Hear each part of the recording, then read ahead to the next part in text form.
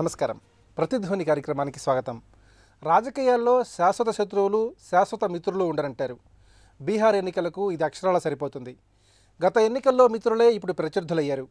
అలాగే బద్ధశత్రువులు ప్రాణమిత్రులయ్యారు. ఇలా మారిన సమీకరణాలతో పార్టీలు తమ ఎన్నికల వ్యూహాలను రచిస్తున్నాయి. ముఖ్యంగా అన్ని పార్టీలు కులాన్నే ప్రధానాస్త్రంగా సంధిస్తున్నాయి. అటు నితీష్ కుమార్, ఇటు నరేంద్ర మోదీ ప్రతిష్టాత్మకంగా తీసుకున్న బీహార్ ఎన్నికలు మరో కురుక్షేత్రాన్ని తలపిస్తున్నాయి. ఈ నేపథ్యంలో బీహార్ తాజా రాజకీయ పరిణామాలపై ప్రతిధ్వని చర్చను చేపట్టింది. ఈ చర్చలో పాల్గొంటున్న ప్రముఖులు ఎం రఘునందన్ రావు గారు, భారతీయ జనతా పార్టీ అధికార ప్రతినిధి మల్లు రవి గారు, కాంగ్రెస్ పార్టీ సీనియర్ నాయకులు, పార్లమెంటు మాజీ సభ్యులు ఎస్ వినయ్ కుమార్ గారు, ప్రజాశక్తి మాజీ సంపాదకులు ఎన్ విజయ్ కుమార్ గారు, తెలుగుదేశం పార్టీ నాయకులు, రాజకీయ అంశాల విశ్లేషకులు. మరో కురుక్షేత్రాన్ని తలపిస్తున్న బీహార్ తాజా రాజకీయ పరిణామాలపై ఇప్పుడు కథనం.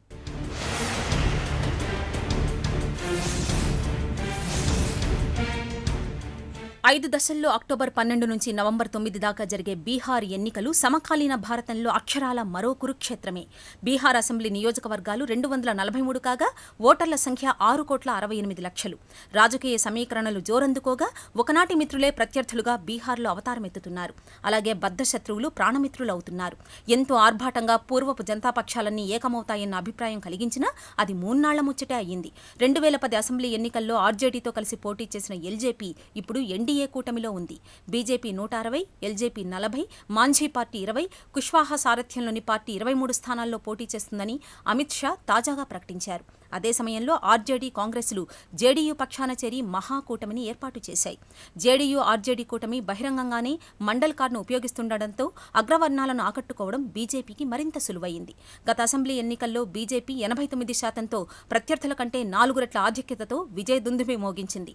నితీష్ కుమార్తో నాటి మైత్రి బంధం అలాగే ఉండి పాలక కూటమిలో కొనసాగి ఉంటే ప్రస్తుత పోరు ఏకపక్షంగానే ముగిసేది. బీహార్ ఓట్లలో యువత శాతం గణనీయంగా ఉంది. మోదీ ప్రకటించిన భారీ ప్యాకేజీ వారిని ఉద్దేశించి చేసింది. అలాగే రాష్ట్రంలో 46.6%గా ఉన్న మహిళా ఓటర్ల మెప్పు పొందడం కూడా కీలకమే. తామెవరికి ఓటు వేసింది తెలియచేసే అభ్యర్థి ముఖచిత్ర ముద్రణతో ఎన్నికల సంఘం కొత్త పుంతలు తొక్కుతోంది. జేడీయూ, ఆర్జేడీ, కాంగ్రెస్ కూటమికి అధికారం దక్కుతుందని ఇండియా టీవీ సర్వే పేర్కొనగా బీజేపీ, ఎల్జేపీ, ఆర్ఎల్ఎస్పీ, హెచ్ఏఏఎం కూటమి గెలుచుకుంటుందని సి ఓటర్ సర్వే చెప్పింది. రఘునందన్ గారు, బీహార్ ఎన్నికలు రసకందాయంలో పడ్డాయి. ఎప్పుడు లేనంతగా రాజకీయ వైచిత్రితో కూడినటువంటి వాతావరణం బీహార్లో నెలకొని ఉంది. మరి బీహార్ ఎన్నికల తాజా పరిణామాల్ని, అట్లాగే రాజకీయ ముఖచిత్రాన్ని ఏ విధంగా విశ్లేషించుకోవాలి? మీరు ఇందాకన్నట్టు ఒక రకంగా కురుక్షేత్ర సంగ్రామాన్ని తలపించేటువంటి రీతిలో ఉంటాయి.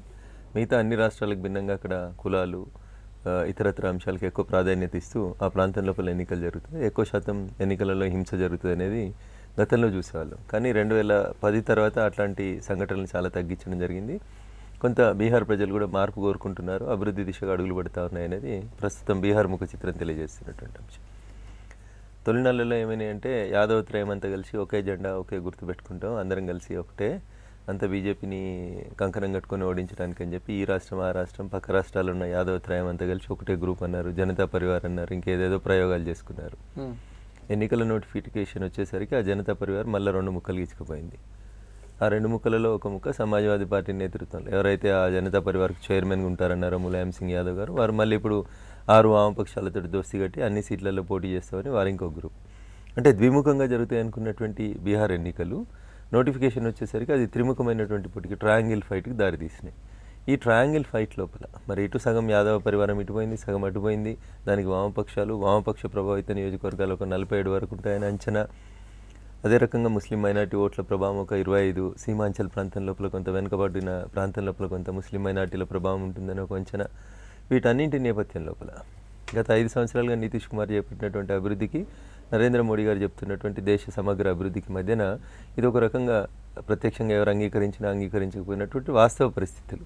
నితీష్ గారు 2014 ఎన్నికల కంటే ముందు ఒక దశలో తాను ఎన్డీఏ తరఫున ప్రధానమంత్రి అభ్యర్థి కావాలనుకుని ఆ స్థానం తనకు దక్కలేదని ఒక రకంగా వ్యక్తిగతంగా నరేంద్ర మోడీ గారిని ద్వేషిస్తూ, దూషిస్తూ ఆయన ఎన్డీఏలోంచి బయటకు వచ్చినాడు.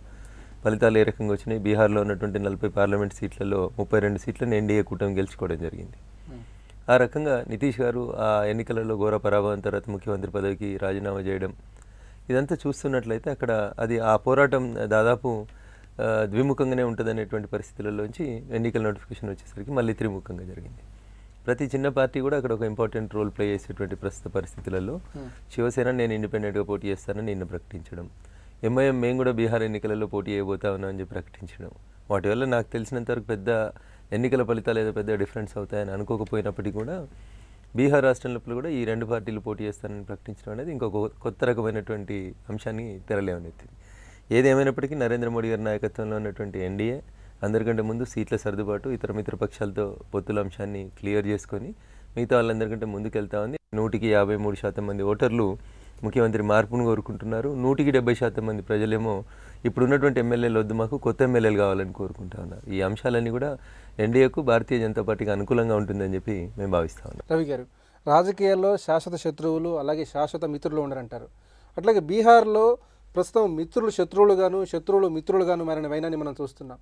మరి ఈ రాజకీయ భిన్న పరిస్థితిని, రాజకీయ వైచిత్రిని మనం ఏ విధంగా పరిశీలించాలి? మీరు చెప్పినటువంటి మిత్రులు శత్రువులు, శత్రువులు మిత్రులు అన్నప్పుడు అక్కడ ఉన్నటువంటి ఆర్జేడీ అంటే లల్లు ప్రసాద్ యాదవ్ కానీ, జేడీయూ అంటే నితీష్ కుమార్ గారు కానీ, కాంగ్రెస్ పార్టీ కానీ, ఈ మూడింటికి ఒక భావసారూప్యత ఏంటంటే మూడు కూడా ఒక సెక్యులరిజం గురించి కానీ, సోషలిజం గురించి కానీ ఒక భావసారూప్యత కలిగినటువంటి సిద్ధాంతపరమైనటువంటి ఒక భావసారూప్యత ఉంది కాబట్టి ఒకటిగా అయినటువంటి పరిస్థితి.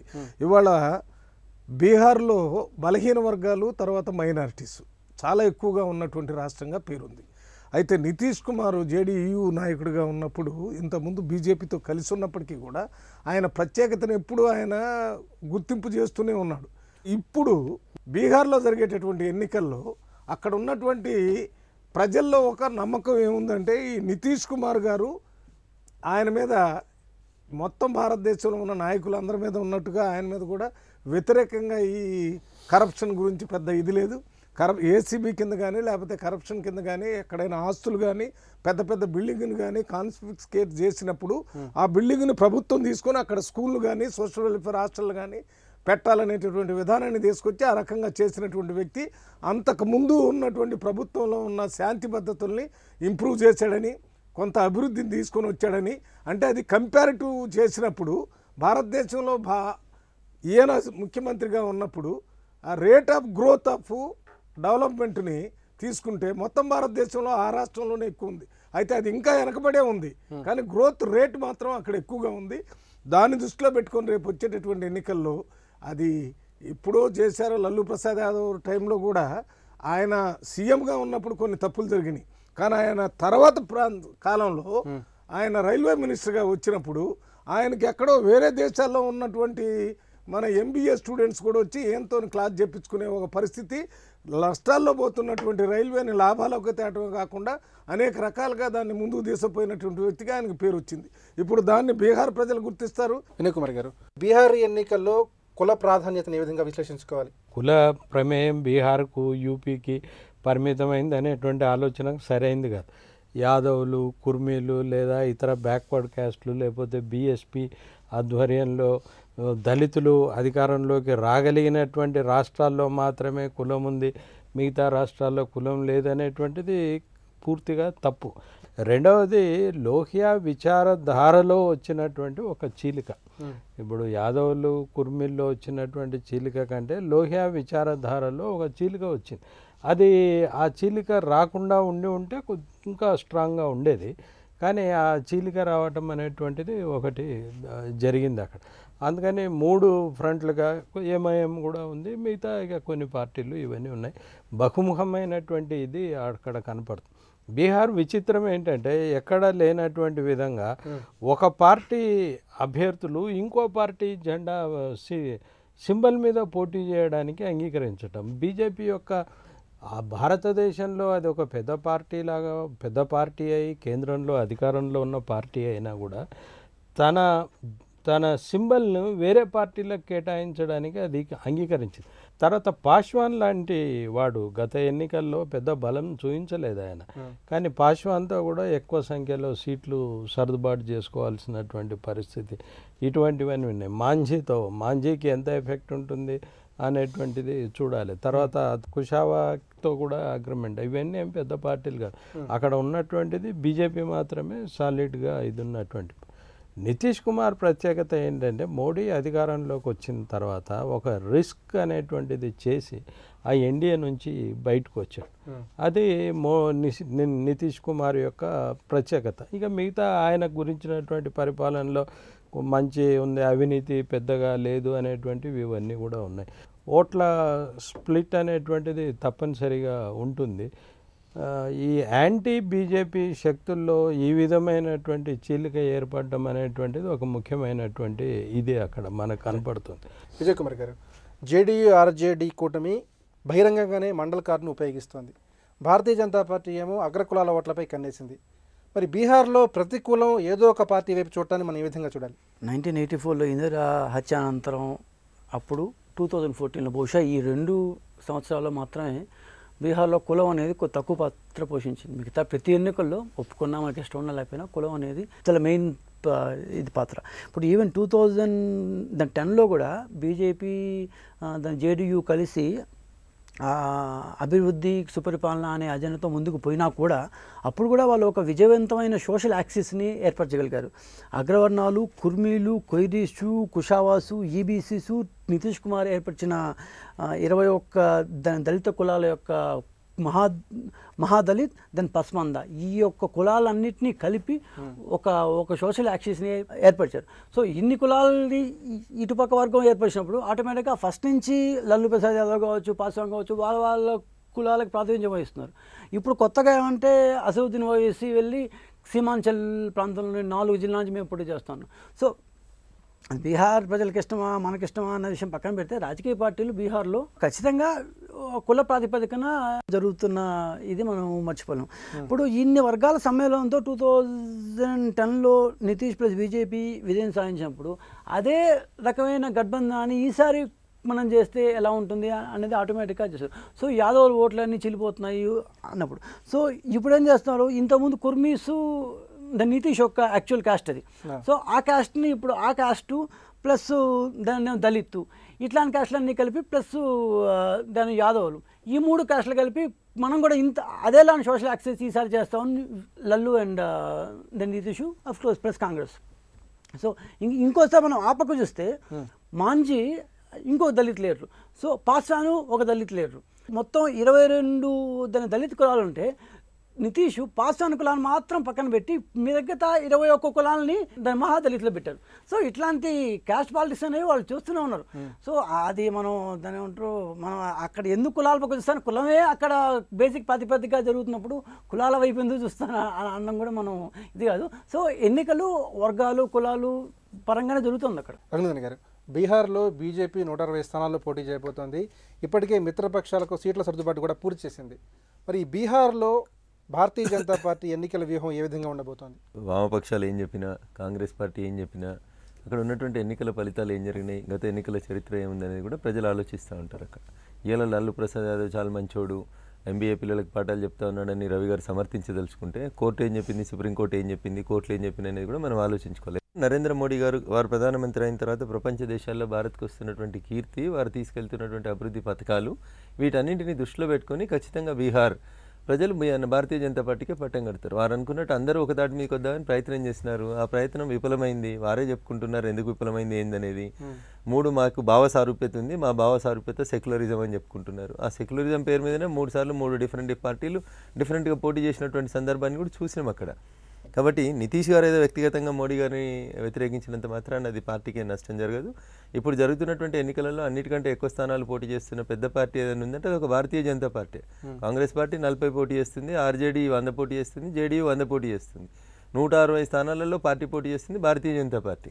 కాకపోతే వినయ్ కుమార్ గారు ఒక మాట అన్నారు, వేరే పార్టీలకు సంబంధించినటువంటి అభ్యర్థులకు బీజేపీ జెండాలు గుర్తులు ఇస్తున్నారు. ఎన్నికల కంటే ముందు అభ్యర్థులు పార్టీలు మారడం అనేది ఈ దేశంలో సహజం. అది కాబట్టి భారతీయ జనతా పార్టీ చాలా స్పష్టంగా దేశవ్యాప్తంగా కాంగ్రెస్ పార్టీ కోల్పోతున్నటువంటి స్థానాలు, రాష్ట్రాలు లేదా ప్రాంతీయ పార్టీలు కోల్పోతున్న అన్నీ కూడా 100% భారతీయ జనతా పార్టీ ఖాతాలోకి వస్తాయి. నరేంద్ర మోడీ గారు ప్రధానమంత్రి అయిన తర్వాత అయిన ఎన్నికలలో వారు చెప్తున్నటువంటి ఢిల్లీ మినహా మిగతా అన్ని రాష్ట్రాలలో కూడా భారతీయ జనతా పార్టీ 100% అధికారంలోకి వచ్చింది, ఇంక్లూడింగ్ జమ్మూ కాశ్మీర్లో కూడా పొత్తు పెట్టుకొని అధికారంలోకి వచ్చినాం. శివసేన ఓ పక్క, ఎంఐఎం ఓ పక్కన 3 కూటములు పోటీ జరిగితే 100% అది ఖచ్చితంగా భారతీయ జనతా పార్టీకి లాభిస్తుంది. 100% మేమే అధికారంలోకి వస్తాం. అక్కడ ఎవరికి ఇష్టం ఉన్నా కష్టం ఉన్నా ప్రజా తీర్పు అట్లే ఉండబోతుంది. ప్రజలు ఇచ్చినటువంటి తీర్పు నిన్న ఇండియా టుడే వాళ్ళు ఇచ్చినారు. సి ఓటర్ సర్వేలో కూడా 100% మంది ప్రజలు మార్పు కోరుకుంటున్నారని వచ్చింది అందులో. రవి గారు, బీహార్ ఎన్నికల్లో కులం కార్డు ప్రలోభాల లక్ష్యంగా అన్ని పార్టీలు బరిలోకి దిగుతున్నాయి. మరి ప్రజల సంక్షేమం, ప్రజల అభివృద్ధి, ప్రజల సమస్యలు పట్టని పార్టీల వైఖరిని మనం ఈ సందర్భంలో ఏ విధంగా చూడాలి? ప్రజలు కులం అనే విషయంకి వచ్చినప్పుడు అన్ని రాష్ట్రాల్లో కులం కాస్త కూస్తూ ఆ స్థాయిలో ఉందనేది అందరం ఒప్పుకునేటటువంటి విషయం. అక్కడ కూడా కులాలు ఉన్నాయి. కులాలకు అక్కడ ప్రాముఖ్యత ఎందుకు వచ్చిందంటే వారే నాయకులుగా అయ్యి ముఖ్యమంత్రులు అయ్యారు. లల్లూ ప్రసాద్ యాదవ్ బీసీగా ఉండి ఆయన ఒక యాదవ్గా ఆయన ముఖ్యమంత్రిగా అయ్యాడు, 2 సార్లు ఏమో అయ్యాడు. అదే రకంగా నితీష్ కుమార్ కుర్మిగా ఉండి ఆయన కూడా అయ్యాడు. ఆ కులాలకు ప్రాముఖ్యత అంతకుముందు లేనిటువంటివి వచ్చినాయి.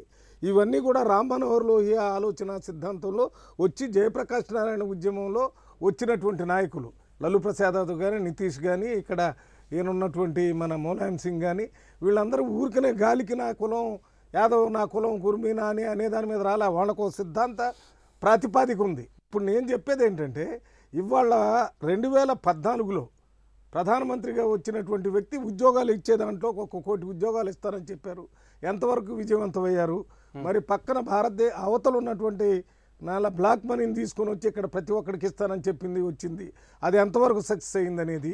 తర్వాత క్వాలిటేటివ్గా ఇవాళ మామూలు జీవితాల్లో ఎంత మార్పు వచ్చింది దానికంటే ప్రధానమంత్రిగా వేరే దేశాల్లో పోయిరాటం అనేది ప్రతి ప్రధానమంత్రి చేస్తారు, వీరు చేస్తారు, ఇంకా కొంచెం ఎక్కువ చేశారు. దానివల్ల ఫలితాలు ఏమొచ్చినాయి ఇక్కడ దేశం, మన రాష్ట్రానికి, మన దేశానికి అనేది ప్రజలు చూస్తారు. దీన్ని అనుసరించే రేపు వచ్చి ఓట్లు వేస్తారనేది మా ఆలోచన. చేసేదానికి చెప్పేదానికి సంబంధం ఉందని నితీష్ కుమార్ని గుర్తించారు కాబట్టి మా కూటమిలో కూడా ముందేగానే రేపు ఎన్నికల్లో గెలిచిన తర్వాత ఎవరు ముఖ్యమంత్రి అని కొట్లాట ప్రజలకు అనుమానం రాకుండా నితీష్ కుమారే ముఖ్యమంత్రి అని చెప్పడం జరిగింది. అనిల్ కుమార్ గారు, జేడీయూ ఆర్జేడీ కూటమి బీహార్లో గెలవబోతోందని ఇండియా టీవీ తన సర్వేలో వెల్లడించింది. అలాగే భారతీయ జనతా పార్టీ కూటమి బీహార్లో అధికారాన్ని కైవసం చేసుకుంటుందని సి ఓటర్ సర్వే స్పష్టం చేస్తుంది.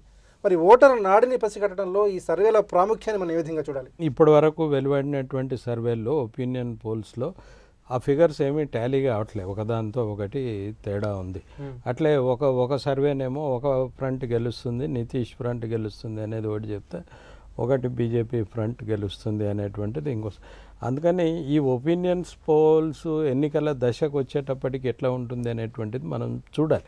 కేవలం ఈ ఒపీనియన్ పోల్స్ ఆధారంగా పొలిటికల్ పార్టీస్ ఏవి వాళ్ళు ఇచ్చే వాగ్దానాలు ఇస్తున్నారు, చేసే ప్రకటనలు చేస్తున్నారు. నితీష్ కుమార్ ఉద్యోగుల జీతాలు పెంచారు, మోడీ వెళ్ళి స్పెషల్ ప్యాకేజీ ప్రకటించారు, 1,25,000 కోట్ల రూపాయల స్పెషల్ ప్యాకేజీ ప్రకటించారు.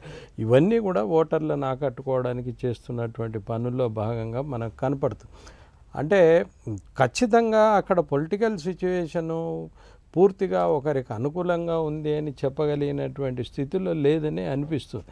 ఇప్పుడు సిపిఐఎంఎల్ 47 నియోజకవర్గాల్లో ప్రభావితమైనటువంటి ఓటర్లను కలిగి ఉంది. అందుకని 47 నియోజకవర్గాల్లో పోలింగ్ నిర్వహణకు కేంద్ర బలగాల్ని పెడతాము అని చెప్పారు. కేంద్ర బలగాల్ని ఒక 47 నియోజకవర్గాల్లో పెట్టాలని ఎలక్షన్ కమిషన్ నిర్ణయించిందంటే దాని బలం కూడా అర్థమవుతుంది. ఇప్పుడు ఆర్జేడీ కూడా యాడ్ అవుతే ఎటువంటి పరిస్థితి ఉంటుంది ఏమిటి చూడాలి.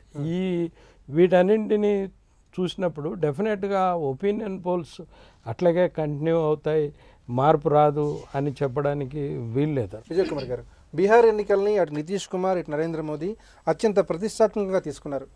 మరి ఈ పరిస్థితుల్లో మొత్తం మీద బీహార్ ఓటర్లు ఎటువైపు మొగ్గు చూపే అవకాశం ఉంది? ఇప్పుడు పోల్ సర్వీస్ ప్రామాణికంగా తీసుకోలేం కానీ, బట్ ఇన్ జనరల్ చూస్తే అటు ఇటుగా రెండు మెయిన్ పక్షాలకి 40% ఓట్ షేర్ అయితే కనిపిస్తుంది. 2014 మనం ప్రామాణికంగా తీసుకుంటే కూడా లల్లూ ప్రసాద్ యాదవ్ ఏ సీట్లు లేకపోయినా 20% ఓట్ షేర్ వచ్చింది. అదేవిధంగా నితీష్ పార్టీ 16%, 36% ఓట్ షేర్ 2014లో కూడా ఉంది. కానీ మైక్రో లెవెల్లోకి వస్తే major sections of forward caste, కుషావాసు అండ్ దాని దళిత్స్ వీళ్ళు బహుశా బీజేపీ వైపు మొగ్గు చూపే అవకాశం కనిపిస్తుంది. అదేవిధంగా లల్లు నితీష్ యొక్క వాళ్ళు చెప్పిన దానికి గఠబంధన్ అన్నారు వాళ్ళు దానికి ముస్లింలు, కుర్మీలు, కొయిరీలు, యాదవ్స్ వీళ్ళు సపోర్ట్ చేస్తున్నారు.